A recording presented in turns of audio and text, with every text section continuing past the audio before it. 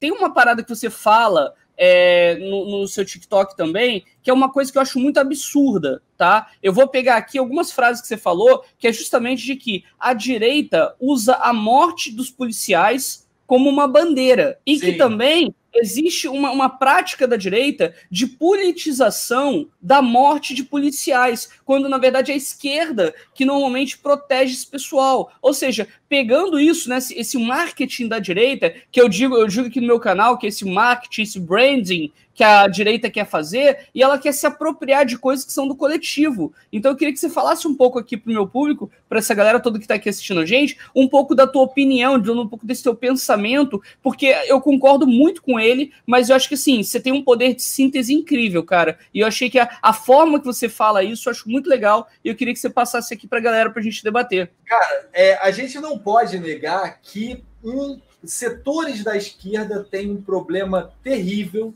no que tange a segurança pública, tá ligado? Existe... E, cara, é real, velho, assim, o policial é classe trabalhadora, bicho. É trabalhador suscetível a um aparelhamento ideológico da sociedade que coloca ele numa guerra às drogas para ele combater o próprio povo. Então, atacar o policial, o indivíduo, e não atacar as instituições que são uma espécie de coluna dorsal do fascismo e do autoritarismo da sociedade brasileira, é um equívoco que a esquerda faz. Errou muito mais no passado, agora eu acho que está começando a entender a coisa, né? Você vê alguns discursos aí que meio que colocam todo o problema da criminalidade na sociedade, de consumo, lalali, lalala, mas não fala de fato dos problemas que ocasionam isso. De uma certa forma, abre uma margem para que a direita coopte esse discurso de que a esquerda é contra a polícia, de que a esquerda criminaliza os policiais, o cara. A direita, se aproveitando disso, pega qualquer morte de policial para poder falar: cadê a esquerda para poder ir para a rua se manifestar aí? Cadê a esquerda protegendo os policiais? Cadê? Só que isso invisibiliza, né, o trabalho que a esquerda tem e não fala. Pouco utiliza isso justamente por conta da esquerda ser contra esse tipo de politização. Porque não seria legal para a imagem da esquerda chegar e falar: vocês estão falando que a gente não gosta de policial? Olha aqui, nossa Comissão de Direitos Humanos dando todo tipo de assistência jurídica, psicológica para as famílias dos policiais que são vítimas da violência. A esquerda não faz isso, então como a gente falou no início dessa conversa, não existe vácuo, né? A natureza abomina o vácuo. Então, se não existe uma esquerda dominando a narrativa na violência pública, no que tange a violência pública, vai ter a direita. E a direita faz isso. É só morrer um policial que já surge uma dezena, centenas de milhares de posts dizendo: cadê a esquerda? Cadê os direitos humanos? Cadê isso? Cadê que? Cara, a esquerda está trabalhando, dando amparo emocional, psicológico, dando amparo legal, jurídico para as famílias daqueles policiais ali, que eles precisam correr atrás de enterro. Muitas das vezes não tem dinheiro, muitas das vezes não tem tratamento psicológico, muitas das vezes não tem como dar entrada na pensão. Quem está lá ajudando a família do policial é a esquerda, né? E aí, quem está lutando contra essa narrativa, né? Quem está fazendo, quem está ocupando, no caso? Ninguém, né? Então, é natural, assim, morre um policial, bicho, a direita vai lá e já o pega, mano, não espera nem o corpo esfriar. E é isso que é muito difícil de você olhar para uma sociedade que não consegue identificar esse tipo de apelo emocional, sabe, de tripudiam dos policiais, velho. Eu acho que isso é uma espécie eu acho asqueroso a forma como eles usam a violência policial como bandeira para criminalização da esquerda.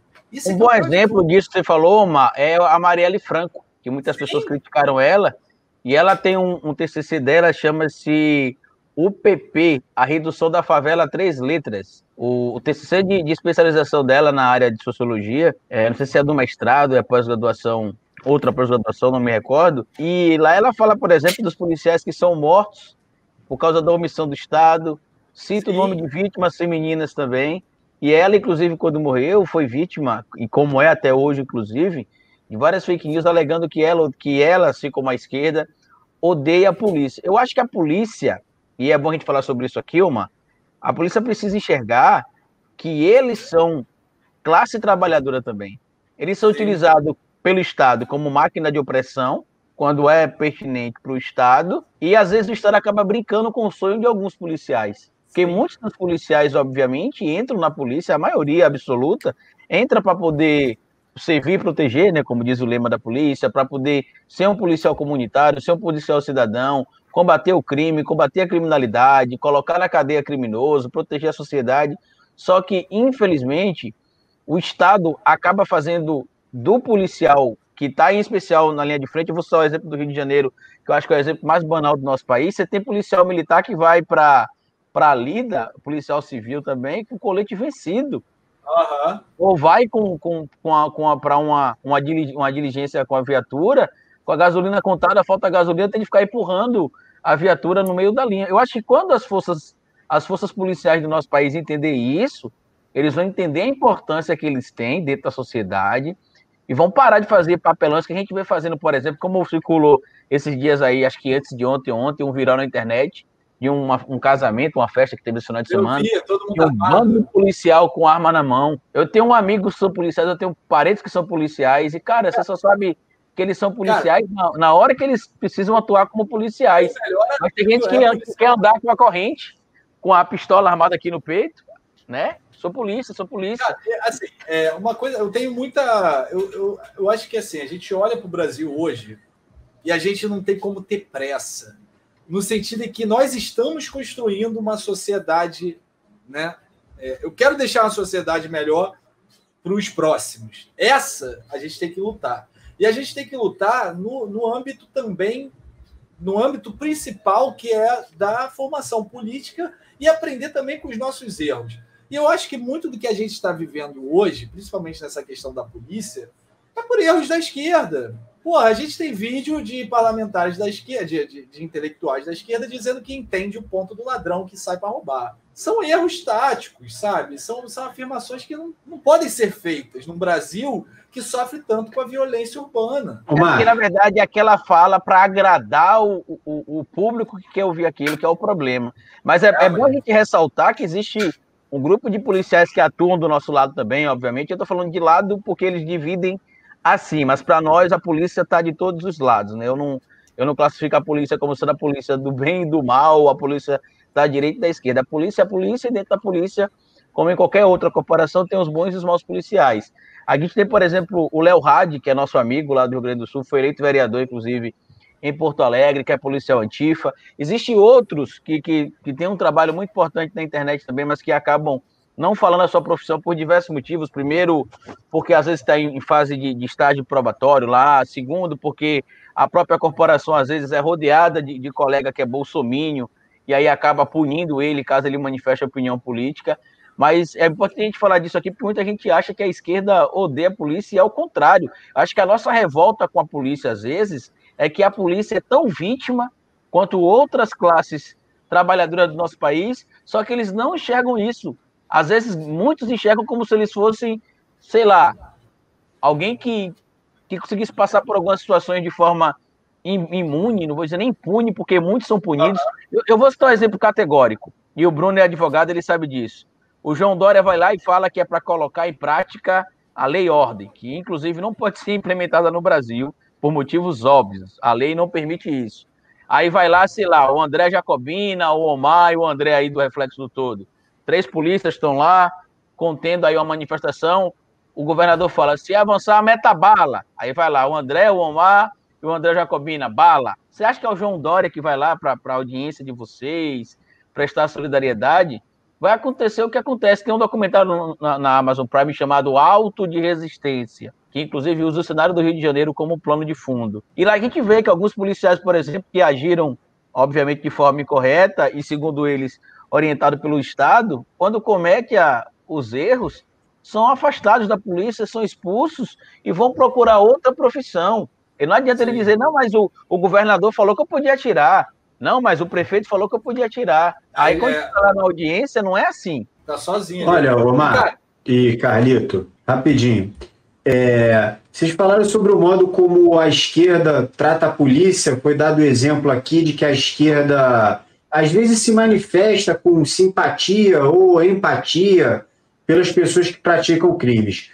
Pode existir a vontade de entender o que se passa na cabeça da pessoa que delinque. Eu acredito que isso deve ser observado. A esquerda faz isso.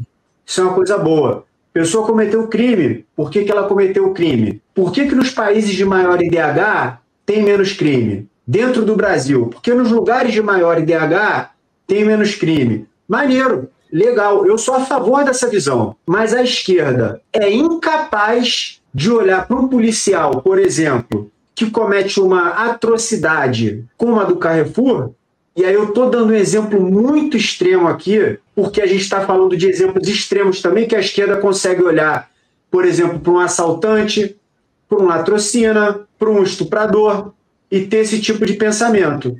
Mas não consegue olhar para o policial que está massacrado, que, como o Carlito falou, é massacrado pela própria corporação e pela população, porque quer que você seja o Rambo, aí você vai lá, exatamente. É o Rambo, meu amigo. É você e Deus. Tá fudido.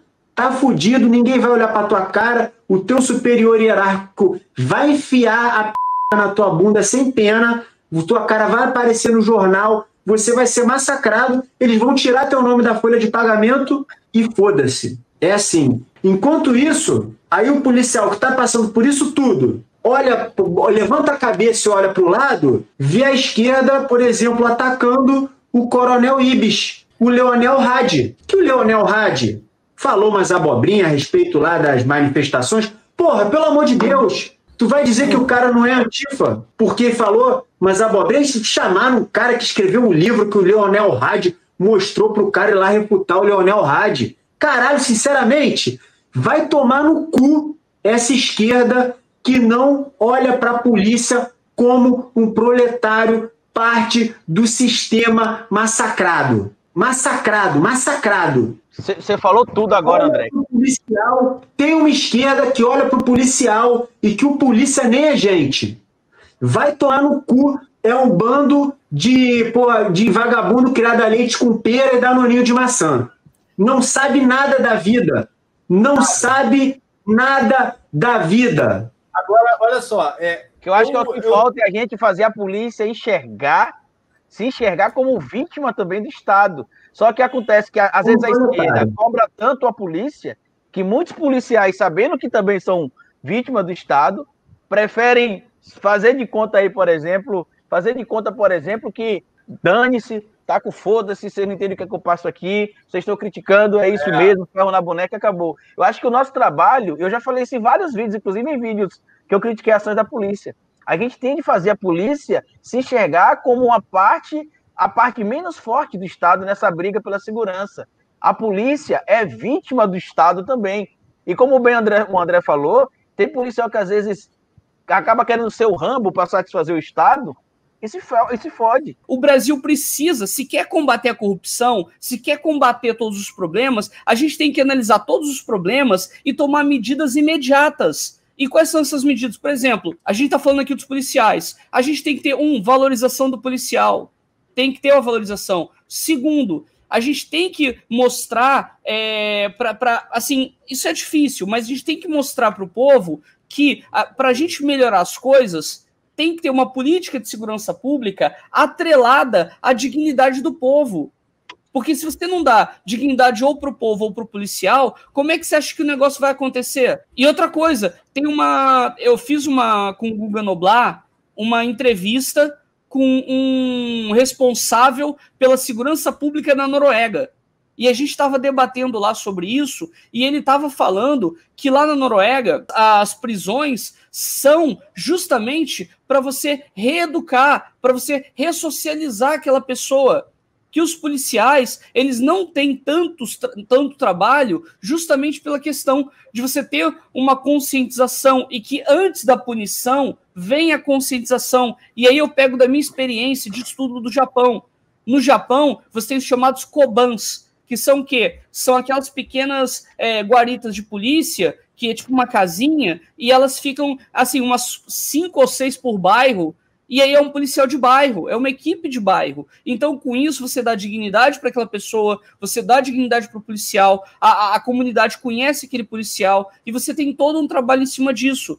para mim, o grande problema é, como vocês estão falando, o policial ele não é inimigo do trabalhador, porque o policial é um trabalhador. É muito importante falar isso, né?